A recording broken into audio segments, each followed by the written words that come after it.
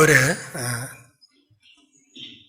두 채의 집이 있습니다. 하나는 큰 기와집이고 하나는 초라한 초가집입니다. 그런데 그 초가집은 울타리가 잘 쳐져 있고 큰 기와집에는 울타리가 없습니다. 그러면 동네에 많은 강아지들이 돌아다니면서 그 기와집 주변에 여기저기 똥을 싸고 돌아다닙니다. 그러나 초가집에는 그 울타리 때문에 개들이 함부로 들어가지 못하지요.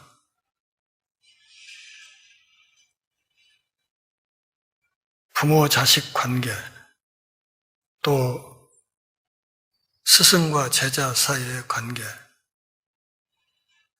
이것을 좀 쉽게 설명하면 서로가 서로에게 울타리가 되는 존재다, 이렇게 이야기를 할 수 있겠습니다. 제가 살던 시골에서도 아버지는 한글도 제대로 못 읽고 그냥 평생을 농투산이로 살아간 사람인데 아들이 고등고시에 합격하니까 그날부터 사람들이 아이고 영감님의 아버님이라고 이러면서 그 앞에서 굽신굽신하는 모습을 많이 보았습니다. 부모의 만남, 또 스승과의 만남, 좀 폭을 넓히면 친구와의 만남, 그 만남이 한 사람의 삶의 좌표를 현저하게 달라지게 할 수 있습니다.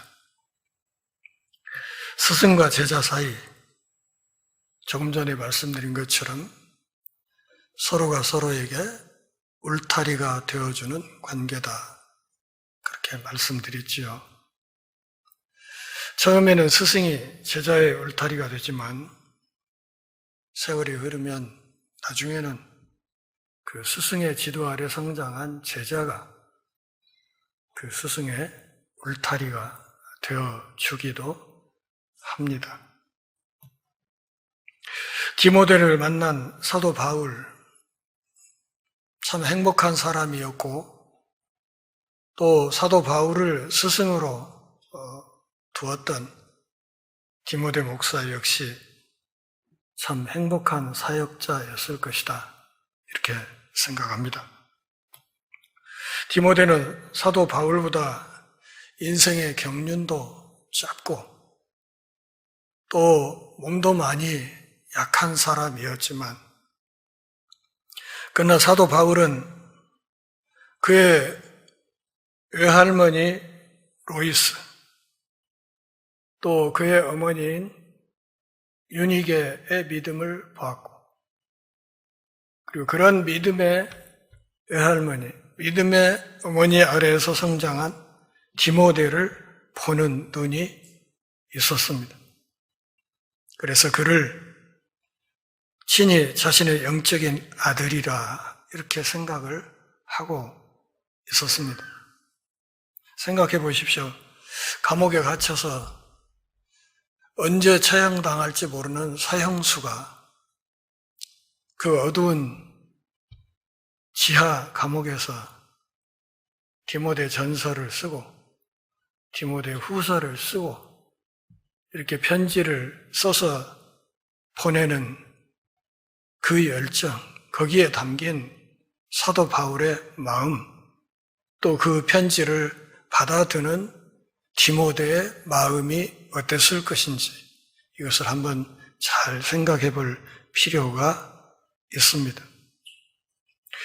디모데후서 1장 1절부터 8절까지를 한꺼번에 다루는 것이 좋았겠지만 시간 관계로 지난주에 1, 2절을 다루었고 오늘은 그 나머지 부분을 좀 살펴보도록 하겠습니다.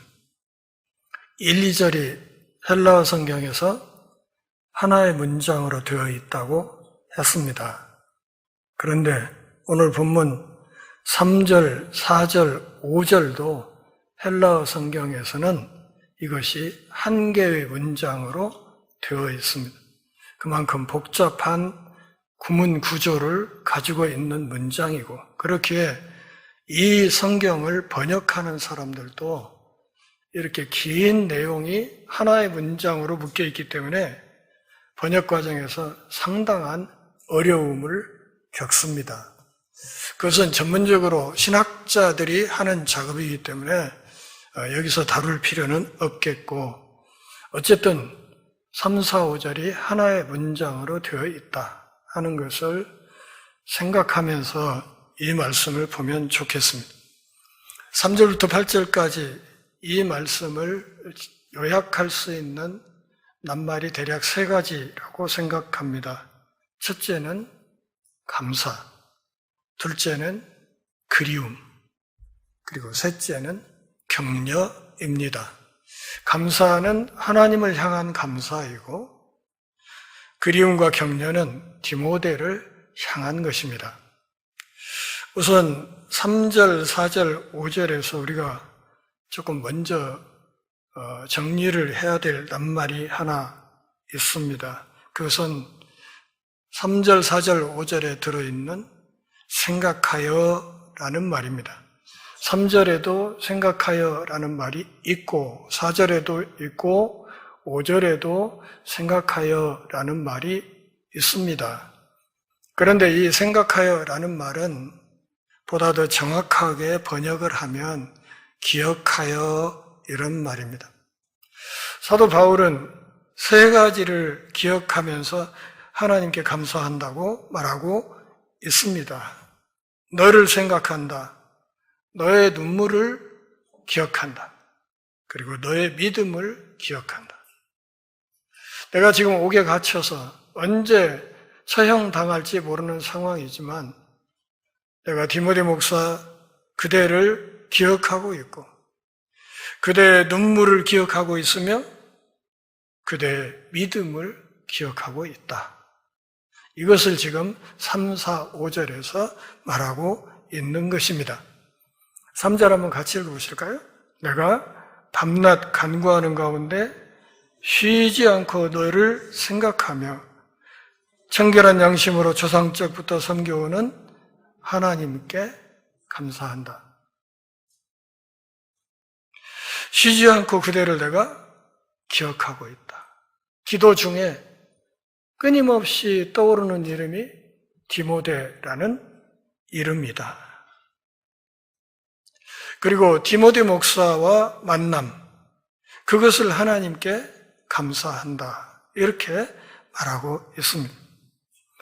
생각날 때마다, 그리고 기도할 때마다 항상 내가 디모데 목사 자네를 기억하고 있다. 그러면서 내가 하나님께 감사한다고 말을 할 때 그는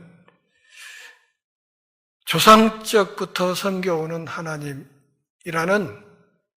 하나님을 수식하는 말을 조상적부터 섬겨오는 하나님이라고 했습니다.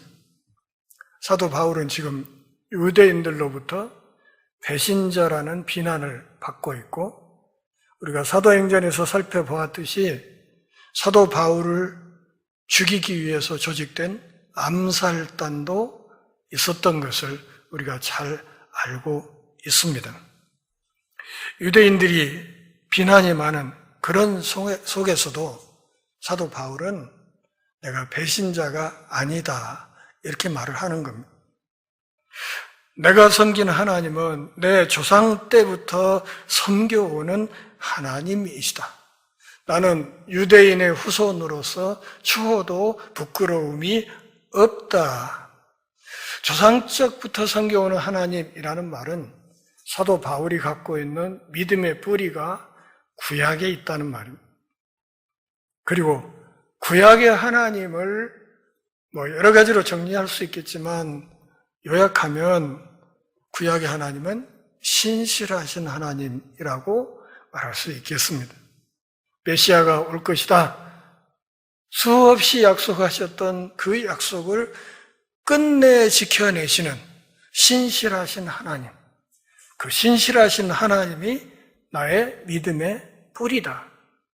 나의 믿음의 뿌리는 구약의 하나님이다. 따라서 나는 유대인의 배신자가 아니다. 그 하나님께 나는 늘 자네를 생각하면서 기도하고 있다. 이렇게 이야기를 하고 있습니다. 무슨 말인가 하면 디모데 목사, 그대가 나를 통해서 물려받은 기독교 신앙, 이것은 뿌리가 탄탄하다. 그것을 지금 디모데 목사에게 일깨워 주는 것이고, 동시에 그대와 나의 믿음의 뿌리는 똑같다라는 사실을 말하고 있는 것입니다. 우리가 갖고 있는 이 믿음은 그렇게 허튼 믿음이 결코 아니다. 그러면서 기도할 때마다 그대를 기억하면서 내가 하나님 앞에 감사한다. 이렇게 말한 바울은 4절에서 또 뭘 기억한다고 했습니까? 그대의 눈물을 기억한다.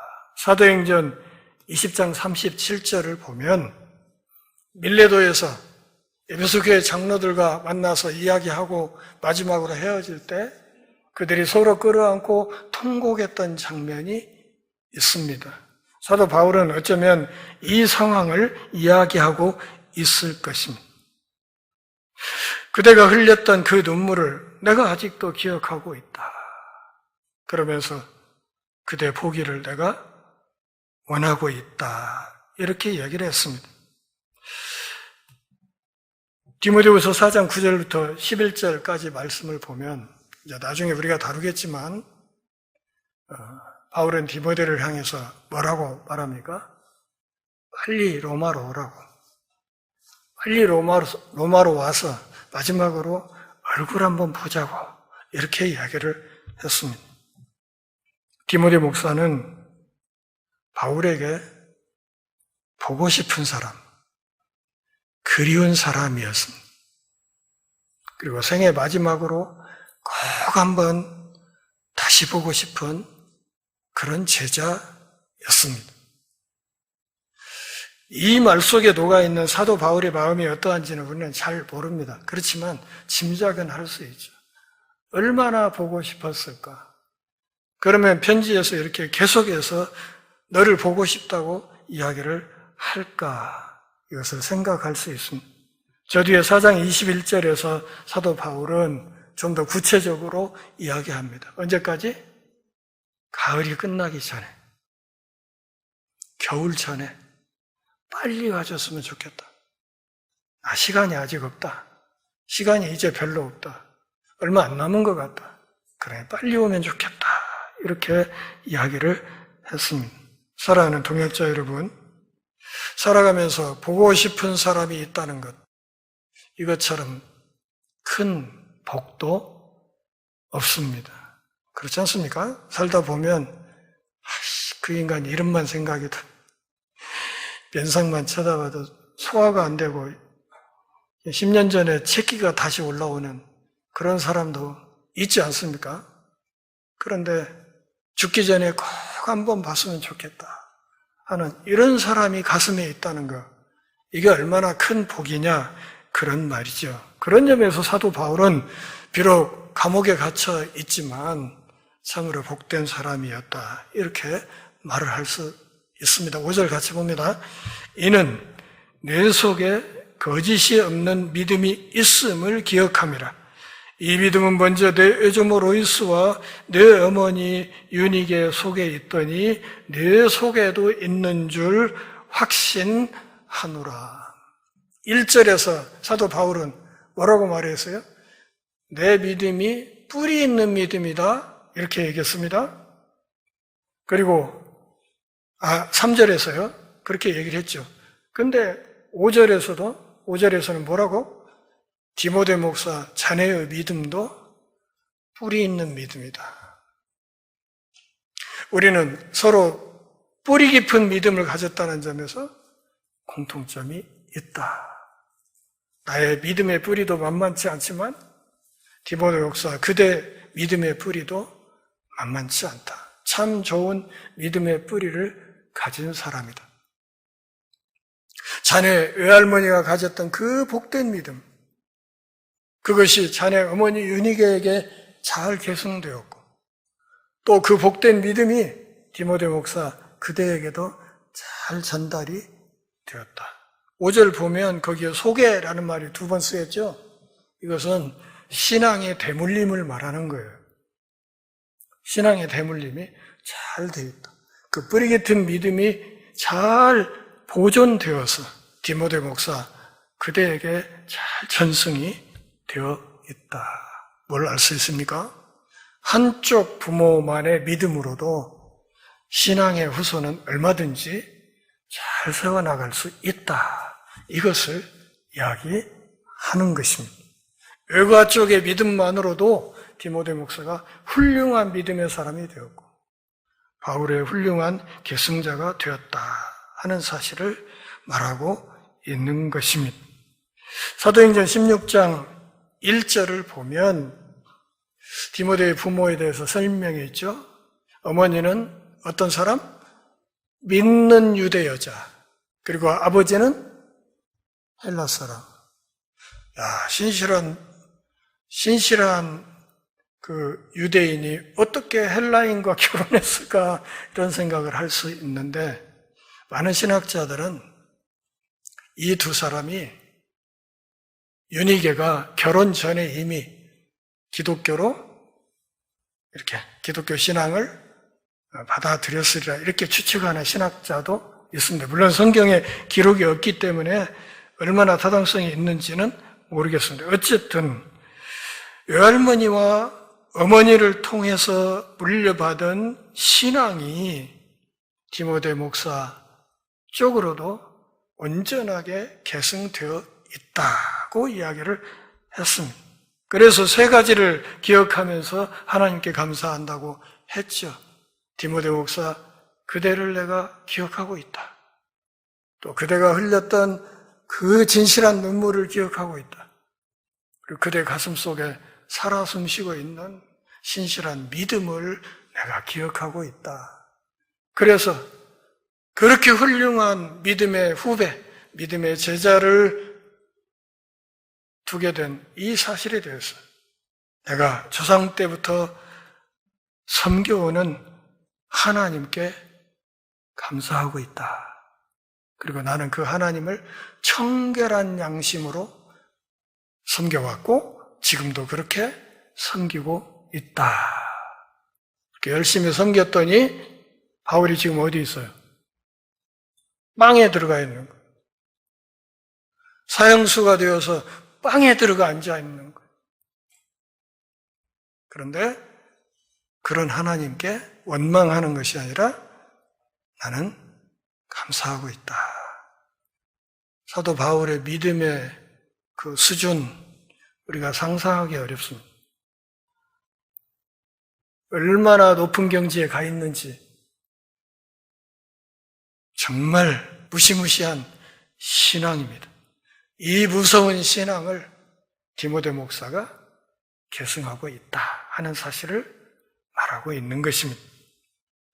디모데의 진실한 믿음을 사도 바울은 인정했습니다. 그러니까 3절부터 5절까지 말씀을 하나로 묶어서 정리하면 나는 나의 제자이자 믿음의 후배인 디모데 목사 그대를 신뢰하고 있다. 자네를 믿어. 자녀 양육할 때 제일 중요한 말이 뭡니까?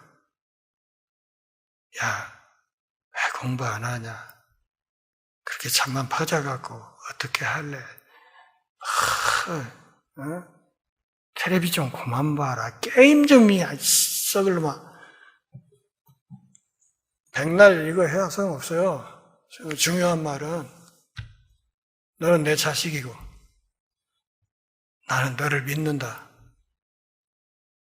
결국은 네가 잘 해낼 거라고. 나는 믿고 있다. 이게 제일 무서운 말입니다. 내가 자네를 믿는다. 에베소 교회가 얼마나 골치 아픈 교회인지 잘 모르실 겁니다. 앞으로 디모데후서를 다뤄가다 보면 이 교회에 있는 수많은 문제들이 드러납니다. 이 얼마나 골치 아픈 문제인지, 젊은 디모데 목사가 몸도 약한데 그것을 헤쳐나가기가 얼마나 힘든 사안들인지를 앞으로 보게 될 겁니다. 그런 교회를 끌고 가야 되는 디모데 목사. 바울이 감옥에 있으면서 걱정이 왜 안 되겠어요? 되죠. 잘해야 될 텐데. 그럼에도 불구하고 바울은 디모데 목사를 향해서 뭐라고?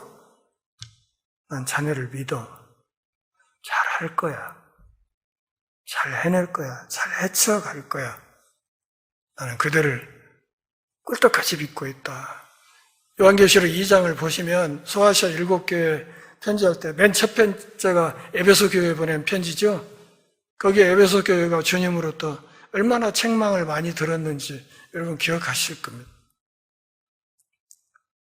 예수님이 보시기에도 골치 아픈 교회, 그것을 몸도 약한 젊은 목사가 끌고 간다는 것이 이거 얼마나 힘들고 어려운 일일지 사도 바울이 자기가 해봐서 잘하는 거잖아요. 그럼에도 불구하고 마지막으로 그에게 편지를 보내고 얼굴 한번 보고 싶다고 하면서 바울이 하고 있는 3절부터 5절까지에서 하고 있는 한 가지 이야기는 나는 그대가 잘 해낼 거라고 믿고 있다는 거였습니다. 난 자네를 믿는다. 왜? 내가 가진 믿음의 뿌리 그대로 물려주었고 자네도 또한 좋은 믿음의 뿌리를 갖고 있고 목회자로서 울 때는 울 줄 아는 목자의 심성을 갖고 있고 그러니 틀림없이 잘 해낼 것이라고 이야기를 하는 겁니다. 그렇지만 그 일이 쉽지는 않을 거라는 것도 이 말 속에는 조금은 깔려 있습니다. 자, 6절부터 14절까지 해서 사도 바울은 디모데에게 전문 사역자로서 더 분발을 하라고 이야기하면서 세 가지 동기부여를 합니다. 첫 번째는 6절에 있는 것처럼 안수받을 때 위임받은 사역에 대한 이해가 있어야 된다. 이렇게 말하고 8절에서는 사역과 고난에 대한 사도 바울 자신의 모범을 잘 음미해 보라고 이야기합니다. 그리고 9절부터 10절까지 해서 이건 다음 시간에 다루겠지만 그리스도를 통해 많은 사람들에게 주어진 새 생명에 대한 지식을 확인하고 가야 된다 하는 이야기를 하고 있습니다. 6절에 그러므로라는 말은 3절부터 5절까지 있는 말씀을 갖고 있습니다. 내가 자네를 믿고 있기 때문에 우리의 믿음의 뿌리가 그렇게 허술한 것이 아니기 때문에 이제 6절 말씀을 하는 거예요.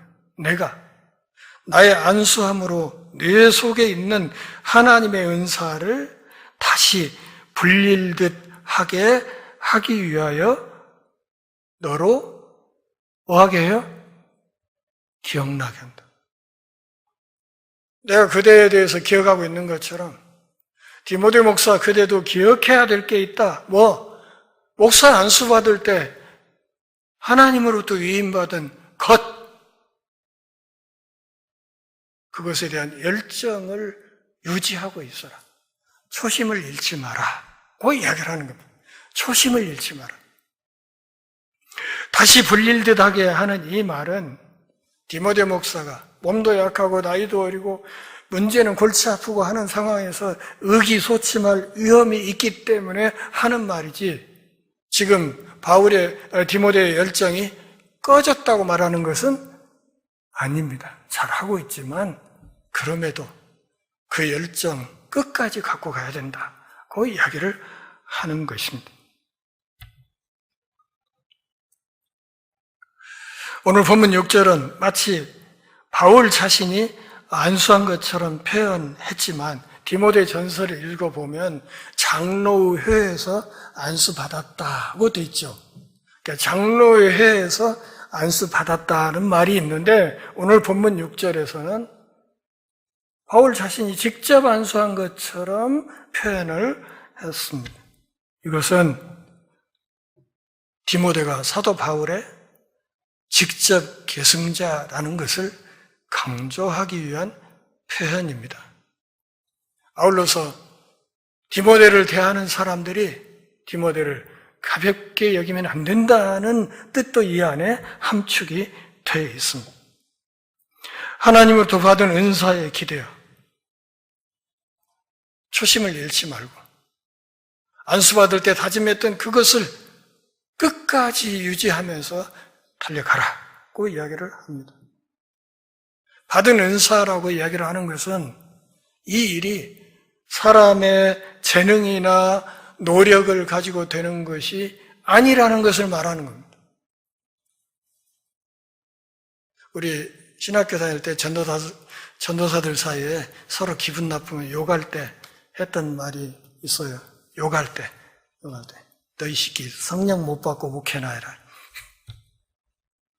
그런 얘기였어요. 성령 받지 못하고 목회해봐라.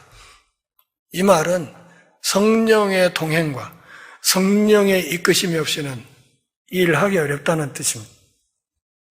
바울도 같은 이야기를 하고 있습니다.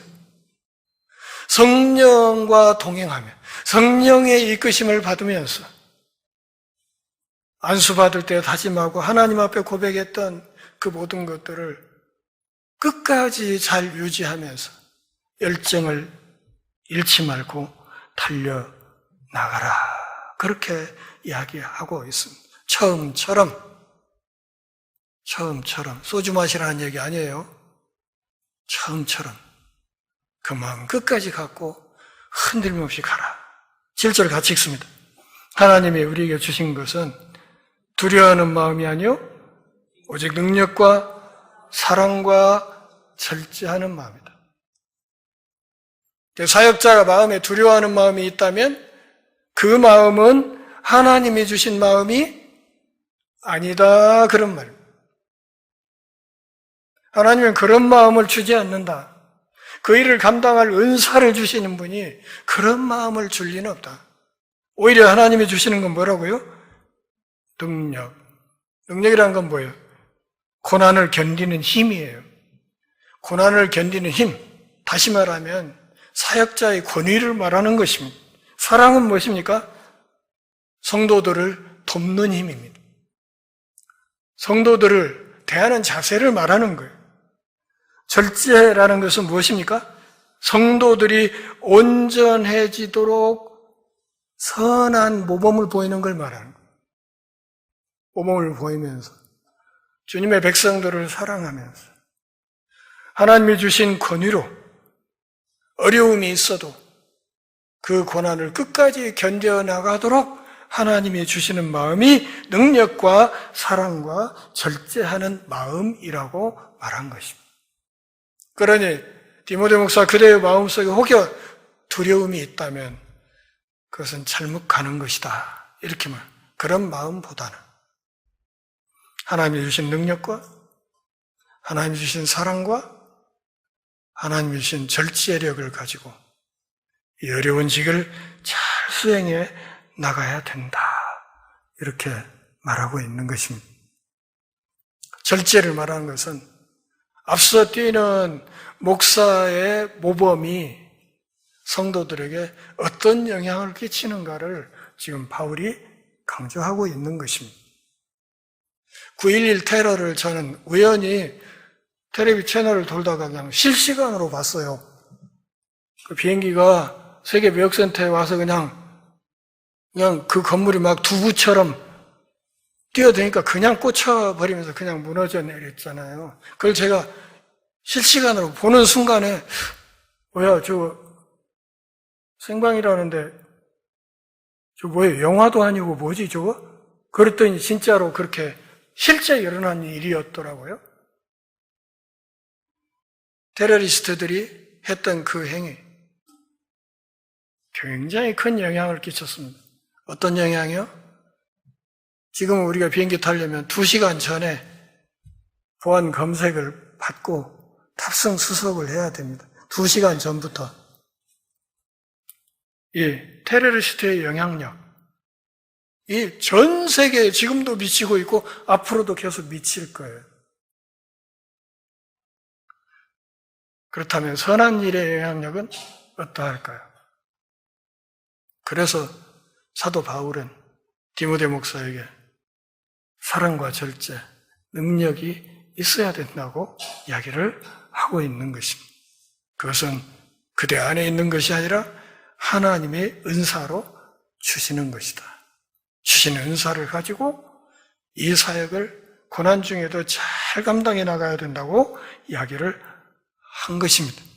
하나님의 은사는 두려워하는 마음이 들어올 틈을 주지 않는다고 이야기를 하는 것이죠. 그러니까 7절에서 사도 바울은 기독교 지도자들에게 요구되는 4가지 자질을 말하고 있는 것입니다.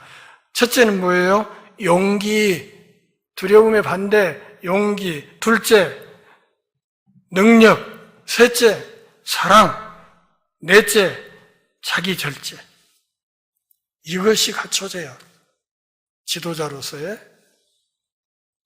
사역을 제대로 감당할 수 있는 것이다. 하나님 주신 이 은사들을 잘 활용해서 두려워 말고 담대히 이 직분을 수행해 나가라고 격려하고 있는 것입니다. 8절 같이 읽습니다. 그러므로 너는 내가 우리 주를 증언함과 또는 주를 위하여 갇힌 자 된 나를 부끄러워하지 말고 오직 하나님의 능력을 따라 복음과 함께 고난을 받으라. 바울의 디모데 목사를 향한 권면이 뭐예요? 복음과 함께 고난을 받아야 됩니다. 세상에 구원의 복된 소식을 전하는데 고난이라니 말도 안 돼. 이렇게 생각할 수 있지만 이게 현실이에요. 우리가 전하는 복음 잘 안 받습니다. 잘 안 듣습니다. 사도 바울 당시에는 적극적으로 이 사역자들을 박해했던 때입니다. 복음의 일꾼이 된다는 것은 곧 죽음이 코앞에 있다는 뜻이기도 했습니다. 다시 말하면 그 무렵에 사역자로 나선다는 것은 목숨을 걸고 나서는 일이었습니다. 그 예가 누구? 지금 로마 감옥에 갇혀있는 이 편지를 쓰고 있는 사도 바울 자신이에요. 너 내 꼴을 봐라. 나를 봐라. 내가 복음을 열심히 전한 결과, 그 결과가 뭐냐? 나 지금 이 사형수가 되어서 앉아있는 거 아니냐? 나만 그럴 것 같으냐?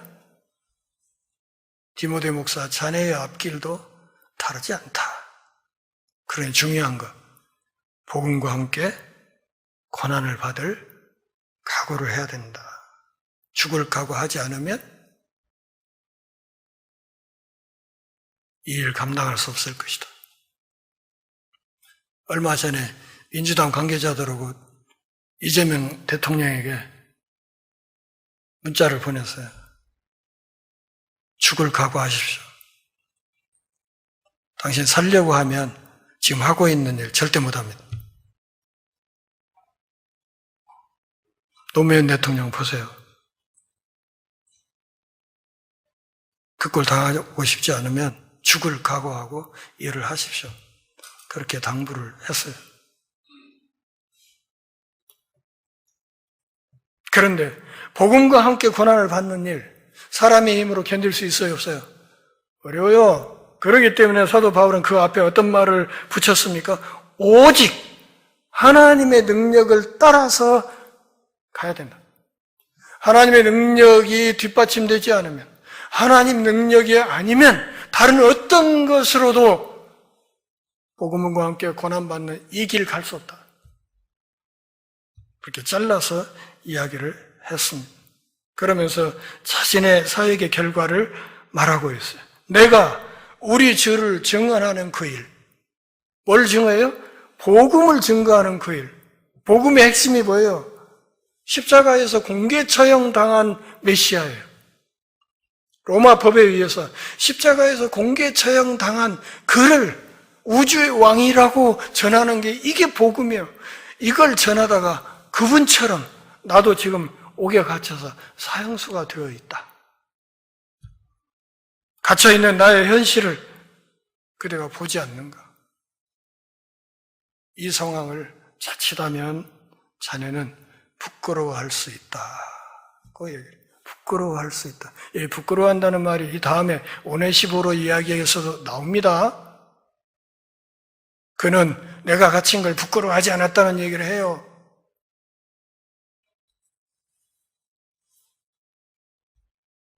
로마서 1장 16절에서 사도 바울이 뭐라고 고백합니까? 내가 복음을 부끄러워하지 않는다.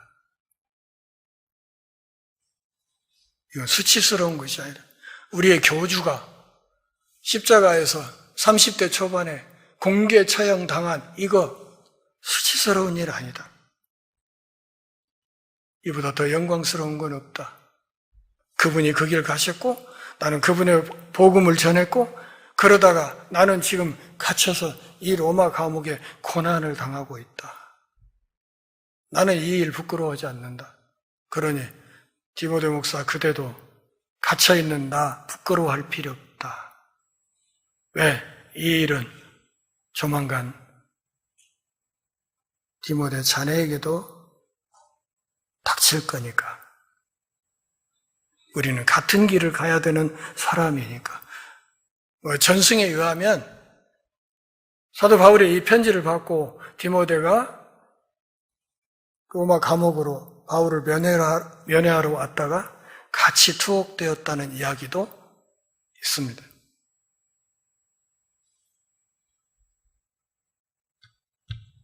사랑하는 동역자 여러분, 신앙생활 하면서 예수 믿기 때문에 손해본 적이 있습니까? 운전할 때도 그런 일을 많죠. 그냥 가서 올라가서 저는 면상을 한번 보고 싶은데 기독교인이라 목사라 못하는 일 많잖아요. 저는 혼자 욕을 많이 하지만 진짜 점잖은 신앙인들은 그렇게 못하잖아요. 믿기 때문에 못하는 일이 너무 많잖아요. 그게 고난이에요, 사실은. 신앙 때문에 당하는 고난들이에요. 어쩔 수 없이 손해봐야 되고 희생해야 되는 그런 상황들이 많아요. 그게 고난이란 말이죠. 그것을 달게 받아야 된다. 1세기 헬라 사회는 명예와 수치라는 이 패러다임이 강력하게 작동되는 거예요. 다른 거 다, 돈 뺏어가고 뭐 하는 거 다 용납하지만 명예를 더럽히는 꼴을 못 봐서 칼 갖고 와서 결투하는 사회였어요. 그런 사회에서 이 복음 전하다 갇힌 나를 수치스럽게 여기지 마라. 오히려 이 말은 나를 명예롭게 여겨야 되고 장차 그대에게 닥칠 이 고난도 명예롭게 여겨라. 이렇게 사도 바울이 권면하고 있는 것입니다. 처음처럼 우리가 갖고 있는 이 굳건한 믿음의 뿌리를 끝까지 지키면서 오직 하나님의 능력에 기대어서 이 고난의 길을 흔들림 없이 가라. 그 끝에 고난이 있겠지만 그것으로 끝은 아니다. 그러기에 우리가 전하는 이 복음, 우리가 갖는 이 길은 수치스러운 것이 아니라 영광스럽고 영예스러운 것이다. 나는 그 길을 가고 있고 내 제자인 자네도 함께 이 길을 가졌으면 좋겠다. 이것이 오늘 이 편지 내용의 중요한 핵심입니다. 순전한 믿음은 복음 때문에 당하는 고난으로 나타난다는 사실, 그것을 회피하면 안 된다는 사실, 그것을 부끄럽게 여기지 말고 자랑스럽게 명예로 여겨야 된다는 사실을 사도 바울이 강조하고 있고, 그런 사역자의 자세를 디모데 목사도 가져주었으면 하는 바람을 담아서 오늘 이 편지를 쓰고 있다 하는 것을 기억하면 좋겠습니다. 우리 교회 안에 이런 사역자들이 많이 배출될 수 있기를 바랍니다. 기도하겠습니다. 하나님 아버지, 주의 은혜로 오늘도 우리가 주의 말씀 앞에서 신앙의 옷깃을 여미는 복 주셔서 고맙습니다. 삶이 다하는 그날까지 우리 주 예수 그리스도의 복음 안에서 성령 하나님과 동행하며 우리에게 닥친 고난의 길을 명예롭게 여기고 자랑스럽게 여기며 초심을 잃지 않고 한결같이 달려갈 수 있도록 은혜를 허락하여 주옵소서. 예수님의 이름으로 기도합니다. 아멘.